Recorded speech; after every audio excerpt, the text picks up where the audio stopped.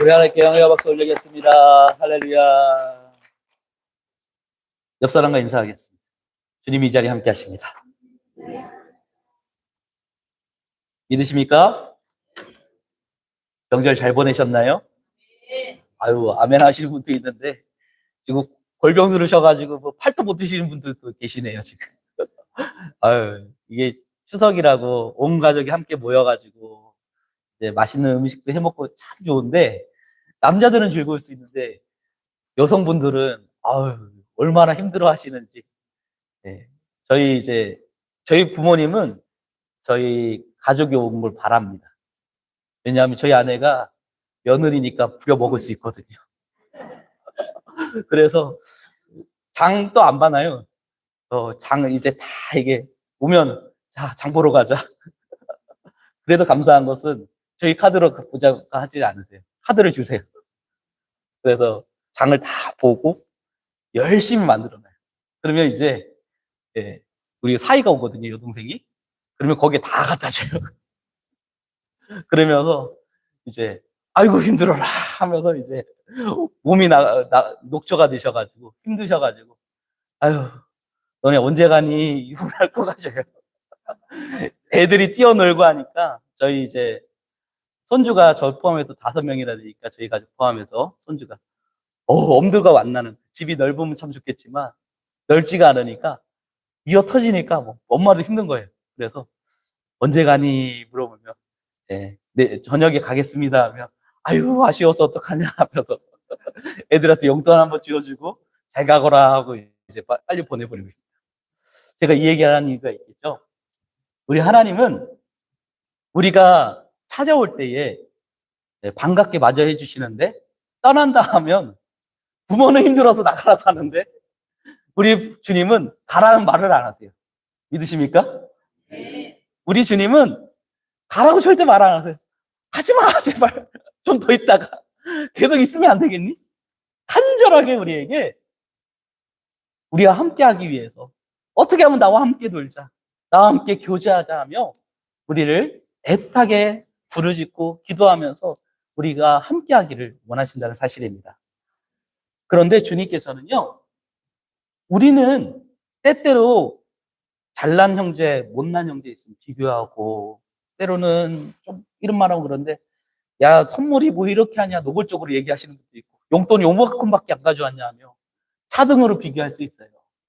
근데 우리 하나님은요, 헌금을 많이 하는 사람이나, 죽어라고 교회에서 봉사하는 사람이나, 아니 아무것도 안 하는 사람이나, 어느 누구나 판단하지 않는다는 사실입니다. 믿으십니까? 그래서 오늘 제목이 뭘까요? 같이 한번 보겠습니다. 시작! 아멘. 우리 주님은요, 외모로 판단하지 않으세요. 많은 사람들이요, 착각하는 게 있어요. 목사님은 헌금 많이 하는 사람을 좋아해. 아니에요. 저 헌금 많이 내는지 적게 내는지 잘 몰라요. 근데 이거는 있어요. 아, 이게 주보, 제가 이제 명단 이렇게 타이핑 하다 보면, 이제 이름이 빠지는 분이 있어요. 아, 좀 어려우시구나. 이런 거를 제가 추측을 할 수 있죠. 그러나, 그거 가지고 한마디도 한 적이 없어요. 그래, 오죽했으면 제가 헌금함을 만들어서, 하는데 손이 부끄럽지 않게 하기 위해서 배려한 모습이 제가 첫 번째 한 일입니다. 그리스도인들이, 그런데 이 세상 속에서 살아가는데 자꾸 비교의식에 휩싸여서 살아갑니다. 너무나도 비교의식에 휩싸여서 살아가요. 하나님은 비교하시지 않은데 세상은 비교를 하거든요. 학교 다닐 때 우리 다 경험했어요.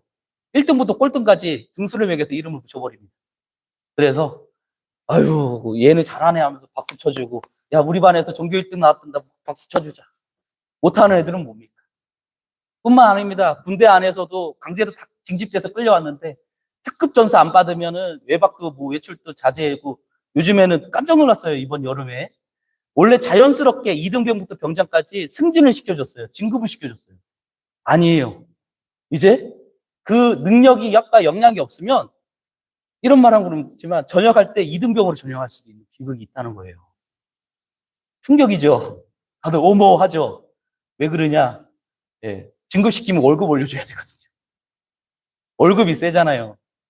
병장 월급이 내년에 205만 원인가? 그럴 거예요. 깜짝 놀라시네요. 여기서 병장 월급보다 적으신 분들도 있으실 것 같은데. 예, 충격이죠. 사회는 냉혹하잖아요. 회사에서도 다 사장 되는 거 아니잖아요. 다 임원 되는 거 아니잖아요. 다 부장 되는 거 아니잖아요. 왜? 경쟁에서 치고 올라가서, 뛰고 올라가서 그 사람들 지배해야 돼요. 모두가 지배하면 어떻게 이 세상이 돌아갑니까? 근데 교회에서 우리는 이렇게 말해요. 뭐라고 말하죠? 원수를 사랑하라. 오른밤을 맞으면 왼밤을, 겉옷을 달라고 하면 속옷을 달라고. 세상의 가치와 하나님의 말씀의 가치가 너무 다르거든요. 이해 충돌이 일어나기 시작하는 거예요. 이해 충돌. 치열하게 이해 충돌이 나요. 그러니까 우리가 치열하게 신앙생활 하는데 사람들은 그리스도인 보고 말씀은 그렇게 적어놨는데 당신은 왜 그렇게 안 사냐고. 우리를 정죄하고 그리고 또한 뭐라고 하냐. 이중인격자. 교회 다니는 사람 너무 이중인격이라고. 너무나도 가식적이라고. 그러면서 강아지도 기독교라고 하면서 교회를 비난하는 사람들도 있습니다. 그런 이 세상 속에서 오늘 우리 주님은 우리에게 뭐라고 말씀하시는가? 오늘 본문을 말씀을 기준으로 함께 나눠보고자 합니다. 첫 번째 메시지를 전하고자 합니다. 우리 주님은 범사에 주님을 섬기는 모습으로 살기를 원하십니다. 믿으십니까? 1절 말씀을 먼저 한번 봉독하겠습니다. 시작. 내 형제들아 영광의 주 곧 우리 주 예수 그리스도에 대한 믿음을 너희가 가졌으니 사람을 차별하여 대하지 말라. 왜 대하지 말라 하는데 어떤 차별인지에 대해서 한번 다시 2절부터 또 읽겠습니다. 시작. 만일 너희가 회당에 금과 그락지를 끼고 아름다운 옷을 입은 사람이 들어오고 또 남루한 옷을 입은 사람이 들어올 때에 너희가 아름다운 옷을 입은 자를 눈여겨보고 말하되 여기 좋은 자리에 앉으소서 하고 또 가난한 자에게 말하되 너는 거기 있든지 내 발등상 아래 있든지 하라 하며. 아멘. 이 말을 그냥 오늘의 접목해 보겠습니다. 네. 정말 뭐 몇천만 원짜리 에르메스 뭐 가방을 들고 외제 승용차를 끌고 낯선 사람이 딱 들어왔어요. 그러면 유명하시는 분이네. 제일 좋은 상석 앞자리에 앉으십시오. 요즘에 앞자리가 제일 좋은 자리 아닌 것 같긴 한데 요즘에 성도님들 가는데 부담스러운 자리로 생각할 수 있지만 아무튼 좋은 방석이 깔려있는 자리를 딱 제공했다고 하십니다. 위화감이 조성이 되겠죠. 그리고 또 정말 라운드티에 남루하게 해가지고 맞는 사람이 있어요. 우리 교회 품격과 떨어지니까 저기 방에 들어가서 예배 드리십시오. 이 얘기랑 똑같은 거예요. 이 야고보가 말하고 있는 이 교회의 모습이 그런 모습이었다는 거예요. 그런데 이게 솔직히 말하면 세상의 가치관이거든요. 한번 호텔에 있는 주차 한번 해보신 적 있으신가요?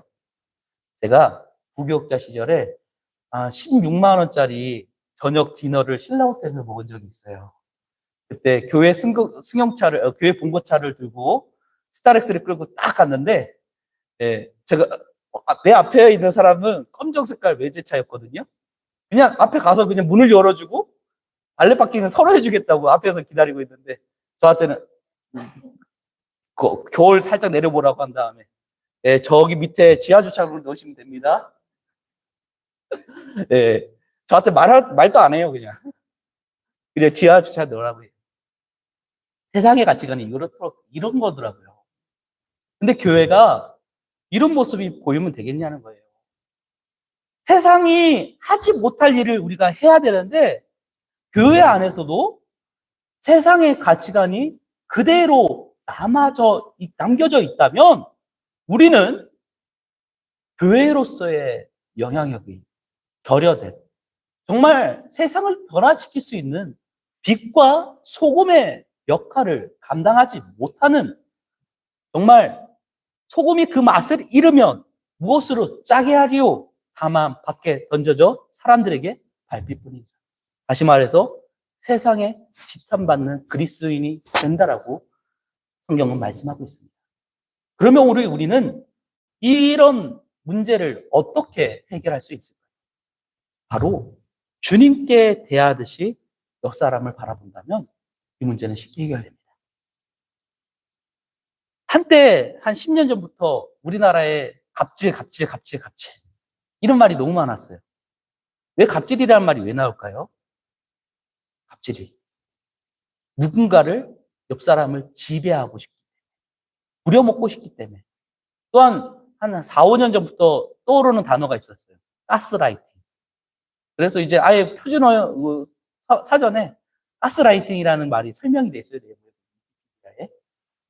누군가를 정신적으로 지배하는 행동, 가스라이팅이라고 하죠. 누군가를 지배하고 싶어요, 사람들은. 왜? 남을 지배해버리면 내가 편하니까. 군대에 있을 때 왜 고참이 되고 싶었을까요? 다 아시잖아요. 고참들이 자기 안 하고, 빨래 안 하고, 식판 안 닦고, 이불 개는 거 안 하고, 다 부려먹고 싶잖아요. 그러니까 이등병 때 소원은 빨리 내가 언제 병장 되냐 이거 아니겠어요? 그래서 부려먹고 싶은 거예요. 내가 하지 않고 누군가를 못 살게 굴고 내 일을 다 떠넘겨서 힘들게 하고 나는 편하게 살고. 이 사회 속에서 이런 가치관이 아니라 예수 믿는 사람이라면 누군가에게 섬기는 자가 된다면 역할과 지위는 다를지 몰라도 그 사람에게 하는 역할에 있어서 존중해주고 또한 그 힘들다고 하면 그 애통하고 아픈 힘듦을 긁어주고 도와주기 위해서 그런 주님의 마음으로 우리가 섬긴다면 이 사회 속에서 우리는 빛의 자녀로서의 역할을 감당하게 될 줄 믿습니다. 주님은 이것을 바라봅니다. 그래서 예수님께서는요, 누가복음 6장 31절에서 35절에 우리에게 이렇게 가르치고 있어요. 함께 공독하겠습니다. 시작. 남에게 대접을 받고자 하는 대로 너희도 남을 대접하라. 너희가 만일 너희를 사랑하는 자만을 사랑하면 칭찬을 받을 것이 무엇이냐? 죄인들도 사랑하는 자를 사랑하느니라. 너희가 만일 선대하는 자를 선대하며 칭찬을 받을 것이 무엇이냐?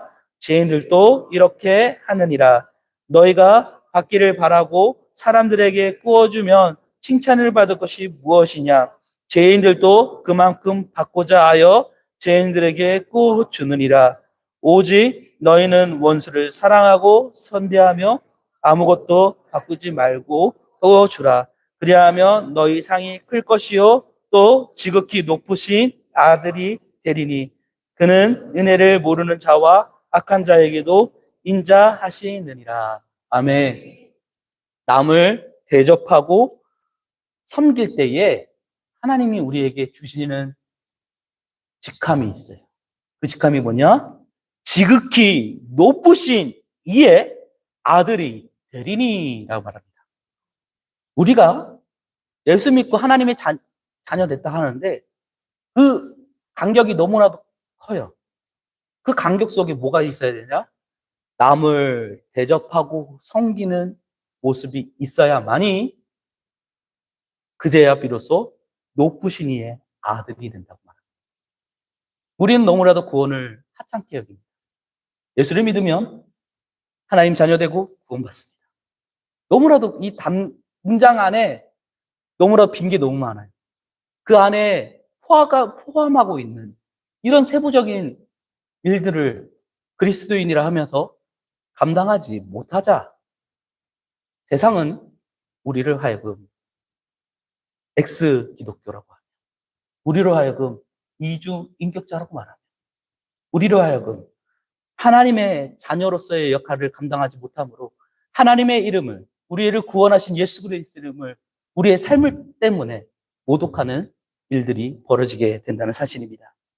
그러므로 우리는 세상과 하나님 사이에 이 큰 간격을 메워주는 역할을 해야 됩니다. 그 메워주는 역할이 뭐냐? 화목케 하는 역할입니다. 바울은 고린도후서 5장 16절에서 19절에 이렇게 말합니다. 제가 17절부터 봉독하겠습니다. 그런즉 누구든지 그리스도 안에 있으면 새로운 피조물이라 이전 것은 지나갔으니 보라 새 것이 되었도다. 모든 것이 하나님께로 났으며 그가 그리스도로 말미암아 우리가 자기와 화목하게 하시고 또 우리에게 화목하게 하는 직분을 주셨으니 곧 하나님께서 그리스도 안에 계시사 세상을 자기와 화목하게 하시며 그들의 죄를 그들에게 돌리지 아니하시고 화목하게 하는 말씀을 우리에게 부탁하셨습니다. 아멘. 우리에게 부탁한 게 있습니다. 하나님과 세상 사이를 화목하게 하는 다리를 놓으라고 했습니다. 그 방법은 뭐냐? 우리가 주님을 섬기듯이 이 자리에서 우리가 거룩하게 예배를 드리잖아요. 이 모습을 가지고 옆 사람을, 정말 마음에 들지 않는 미워하는 사람을, 내가 내 밑에 있는 부하 직원을 대접하라는 겁니다. 위에 분들을 정말 힘들게 하고 괴롭게 하지만, 피곤하게 하지만 그분이랑 부딪히는 게 아니라 주님의 마음으로, 사랑하는 마음으로 대접하라는 거예요. 저희 어머니가 저희 며느리를 처음 며느리니까 얼마나 잡았겠어요. 근데 우리 며느리가 어머니한테 대적했을까요? 못하죠. 왜? 어머니니까. 시어머니니까. 다시 말하겠습니다. 하나님이라는 분이 계십니다. 그 하나님이라는 분을 우리가 싫든 좋든 섬기듯이 정말 내 위에 분이 마음에 안 들어요. 화가 나요, 막. 속이 뒤집어져요. 그래도 하나님을 섬긴다면 얘는 내가 이렇게 하는데도 아무 말 안 하고 하네? 얘 안에 뭐가 있지? 아, 복음의 말씀이구나. 좀 다르네. 세상과 다른 사람이. 세상을 변화시키는 영향력이 그때부터 나타나게 될 줄 믿습니다. 로마가 얼마나 교회를 박해했습니까? 네로 황제가 얼마나 많은 그리스도인을 죽였습니까? 근데 봉기도 일어났나요? 칼로 싸웠나요? 아니요. 그냥 죽었어요. 계속 죽어갔어요. 죽어가며 울며 하나님의 이름을 찬양하며 침묵을 했어요. 근데 변화된 건 뭐냐? 로마가 칼로 이겼냐? 아니요. 기독교가 로마를 집어삼켜버렸습니다. 하나님의 방법은 세상의 방법과 다릅니다. 그러므로 우리는 내 모습 속에 아직까지 남에게 대접받고 지배하고 또한 뭔가 높은 데 올라가서 떵떵거리며 남을 부리며 살고 싶어하는 나의 욕망과 나의 탐심과 정욕이 올라온다면 이제부터 나를 구원하신 예수 그리스도 옆 사람을 섬기겠습니다. 위에 분을 섬기겠습니다. 아래 후배들을 섬기겠습니다. 이런 모습이 있기를 간절히 소망합니다. 그럴 때에 우리 하나님은 놀라운 역사와 기적을 베풀어 주실 줄 믿습니다. 두 번째 메시지를 전하고자 합니다. 그러기 위해서 우리는 또한 해야 될 것이 있습니다. 긍휼을 얻은 자의 삶의 모습을 드러내야 됩니다. 오늘 말씀에 보면 12절부터 한번 보겠습니다. 시작. 너희는 자유의 율법대로 심판을 받은 자처럼 말도 하고 행동하기도 하라. 13절. 긍휼을 행하지 아니하는 자에게는 긍휼이 없는 심판이 있으리라. 긍휼은 심판을 이루고 자랑하느니라. 아멘. 우리 주님께서는요, 긍휼은 심판을 이기고 자랑한다고 말합니다. 긍휼이 뭐죠? 긍휼이라는 단어일까? 불쌍히 바라주는 거예요. 불쌍히 바라보는 거예요. 네. 요즘에 보면 길고양이들이 참 많죠. 근데 보면 그냥 목말라서 허걱허걱거리니까 그냥 불쌍해갖고 귀여우니까 아유 이거라도 먹어 하면서 길냥이들한테 이렇게 주는 분들이 많이 있죠. 왜 그럴까요? 불쌍하니까. 우리가 고와 같이 주인 없이 막 떠돌아다니면서 헐벗고 힘들면서 무진장 고생하는 모습을 주님은 우리를 불쌍히 여겨서 지옥 가야 될 우리의 모습을 불쌍히 여기셔서 구원하여 주셨습니다. 믿으십니까? 우리를 어떤 행위나 헌신과 그런 것이 아니라 전적으로 그냥 우리를 불쌍히 바라봐 주신 거예요. 그래서 우리를 건져내서 하나님의 자녀로 삼아 주셨습니다. 그것이 긍휼입니다. 우리는 긍휼을 받은 자입니다. 근데 이 긍휼을 받은 자가 그 은혜에 감사해서 나 또한 우리 주인의 마음을 본받아 흘려보내야지. 주님의 긍휼을 흘려보내야지 해야 되는데 그러지도 못하는 거예요. 혹시 성경 속에서 보면 항상 아버지의 이름이 들어가고 그리고 자식의 이름이 나옵니다. 눈의 아들 여호수아. 이세 줄기에서 다윗이 나왔어요. 조상의 이름이 나와요. 아버지를 보면 자녀를 알 수 있다는 거예요. 저도 최근에 어떻게 하다 알게 된 사실인데 충무공 이순신을 다 아시죠? 네, 충무공 집안이 무관으로 무려 197명이 나왔답니다. 대단하죠. 어마어마하게 고위 관리직을 배출한 명문가입니다. 근데 이 충무공 집안에 하나의 문제점이 있었어요. 모두가 싸움을 잘하고 말 잘하고 활동력이 있고 좋았을까요? 아니요. 그렇지 않았는 것 같아요. 딱 한 명만 무관으로, 무관이 아니라 문관으로 급제한 분이 있어요. 198명이죠. 무관 197명, 문관 1명. 그래서 재능이 있는 정말 문관으로서 글에 재주가 있는 사람도 분명히 있었는데, 어르신께서 역대까지 무공을 세웠는데 자녀가 된 자녀가 어찌 문관에 들어가냐 하며 강제적으로 다 무관으로 밀어버렸대요. 그래서 그 집안에서는 그 충무공이라는 이름 하나 때문에 문관에 들어가지도 못하고 다 무관으로 빨리 들어갈 수밖에 없도록 주변에서 독려를 했대요. 그만큼 이순신이라는 그 조상이 영향이 컸기 때문에. 우리가 예수를 믿고 하나님의 자녀 되었습니다. 믿으십니까? 세상은 우리에게 기대한다는 거예요.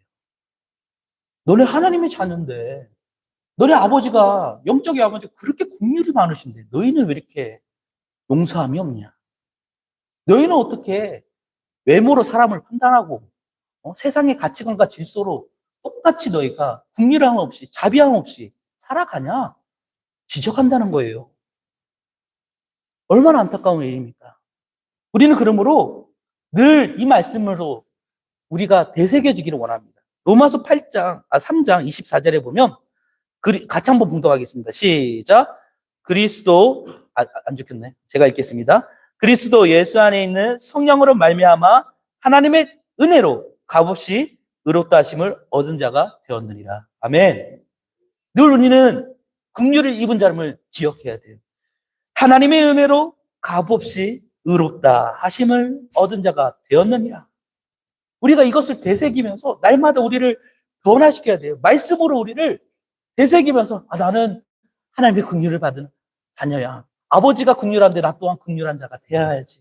하나님 내 마음에 긍휼을 입은 자로서의 삶을 살아낼 수 있도록 하나님 능력 주세요. 내 힘으로는 안 돼요. 아버지께서 나에게 주셔야만 합니다. 우리가 이런 믿음의 고백이 간절히 소망합니다. 그때에 성령 하나님께서는 은혜를 우리에게 공급해 주십니다. 우리 하나님은, 성령 하나님은, 영적 아버지 되신 하나님은 멀리 있는 분이 아니십니다. 오늘 우리의 마음 곁에 계십니다. 이곳에 주님이 의지하고 사모함으로 간절히 내게 능력 달라고, 주님 믿음으로 살아낼 수 있는, 긍휼한 하나님의 자녀로 살아낼 수 있는 영역을 허락하여 달라고 기도하고 주님이 은혜를 구한다면 우리 하나님은 후회 주시고 꾸짖지 않으시고 넘치도록 우리에게 허락하여 주시죠. 믿습니다. 그러므로 우리는 날마다 주님의 은혜를 되새겨야 됩니다. 우리 주님은 우리가 그리스도의 향기를 전하는 자가 되기를 원합니다. 주변에 술 좋아하시는 분이 있습니까? 그럼 그분한테 나타나는 특징이 있어요. 코가 하얗죠. 그리고 술을 안 먹었는데 그 다음날, 어젯밤에 먹었는데 그 다음날 됐는데도 하품하거나 말하면 뭐가 나와요? 술 냄새가 나요. 안 먹었는데도. 희한하죠? 또한 담배에 쪄들어 있는 사람이 있어요. 이렇게 했어요. 그러면 암만 손 씻었고 양치질해도 옷에 뭐가 배어요? 담냄새 배어요. 우리 주님은 우리가 그리스도의 향기를 내뿜기를 원하십니다. 그리스도의 향기가 나기를 소망합니다. 나비나 벌이 희한하죠? 어떻게 꿀을 만드는 데 있어서, 아니면, 쉽게 말할게요. 꽃이 있는데, 왜 거기에 갈까요? 무슨 냄새가 나겠다? 꽃 향기가 나니까. 향기로운 무언가가 있으니까. 다시 말하겠습니다.